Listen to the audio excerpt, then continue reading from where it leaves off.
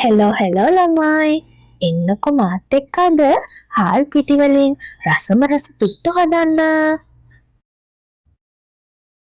මුලින්ම අපි හාල් අවශ්‍ය ප්‍රමාණයට අරගෙන පැය භාගයක් විතර පෙඟෙන්න දාගන්න ඕනේ. හොඳට පෙඟුණු හාල් ටික වතුර බේරෙන්න තියලා හොඳට කොටලා පෙනීරෙන් හලලා ගන්න ඕනේ. දැන් කබලේ රන්වන් පාට වෙනකම් බැද ගන්න ඕනේ. අපිට අවශ්‍ය ගානට බැදුනට පස්සේ මෙන්න මේ වගේ සොෆ්ට් ගතියට පේන්න තියෙනවා. හරි, දැන් බැදගෙන ඉවරයි. ඊට පස්සේ ඒ බැදපු හාල් ටික පිරිසිදු වියලි භාජනයකට දාගෙන ඒකටම පොල් එකතු කරගමු. මම මෙතනදි හාල් කාල් දෙකකට පොල් බෑයක වගේ පොල් තමයි එකතු කරගත්තේ. ඒකටම අවශ්‍ය ප්‍රමාණයට ලුණු එකතු කරගෙන හොඳට මික්ස් කරගන්න ඕනේ. දැන් තමයි හොඳම වැඩේ. ඉවසීම නම් ඕනෙම. වතුර පොඩ එකතු කරගෙන හැඳි බොල කැට එන විදියට. බොල කැට නෙවෙයි ගොල කැට නේද ළමයි? අර වැලි තලප හදද්දි පදම ගන්නෙ.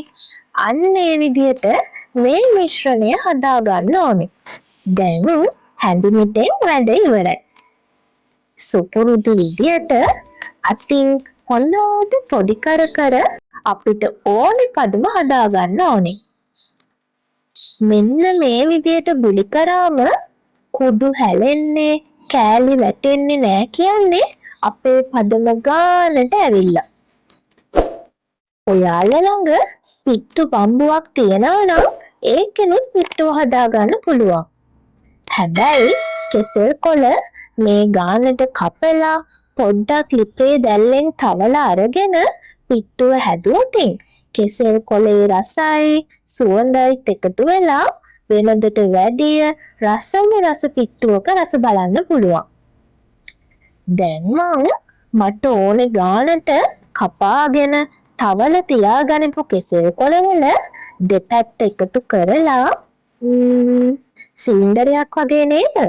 අන්න එහෙම එන විදියට දෙපැත්ත එකතු කරලා ටූත් පින් එකක් හරි ඉරටුවක් හරි අරගෙන ක්ලික් කරගන්න ඕනේ.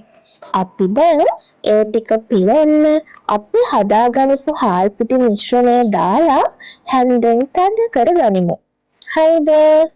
මෙහෙම හාල් පිටි ටික දාගනිද්දී ඒ වැඩේ කලබලෙන් නම් කරන්න බෑ ළමයි. හෙමින් පොඩි හැන්දක් අරගෙන පොඩ තමයි දාගන්න වෙන්නේ. කලබල වෙලා දාගන්න ගියොත් කෙසෙල් පොළොන්න ළමයි මම පිට්ටු බම්බුව හදාගෙන තියෙන්නේ. ඒක කැඩෙන්න ඉවෙන්න පුළුවන්. මේ අතරේ ඔයාලත් පිට්ටුව තැම්බෙන්න තියන්න වතුර එකක් කලින් උණු වෙන්න තියාගෙන ඉන්න.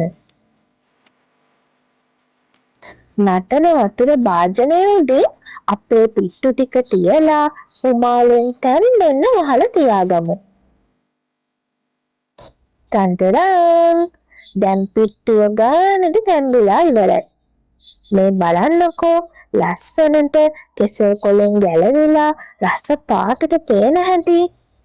කෙසෙල් කොළේ සුවඳත් එක්ක කන්න ආස හිතෙන සුවඳකුත් දැනෙනවා. හැමදාම එකම විදිහට කන්නේ නැතුව ඔයාලත් මේ විදිහට පිට්ටු හදලා රස බලන්නකෝ. පුදුම රසයි.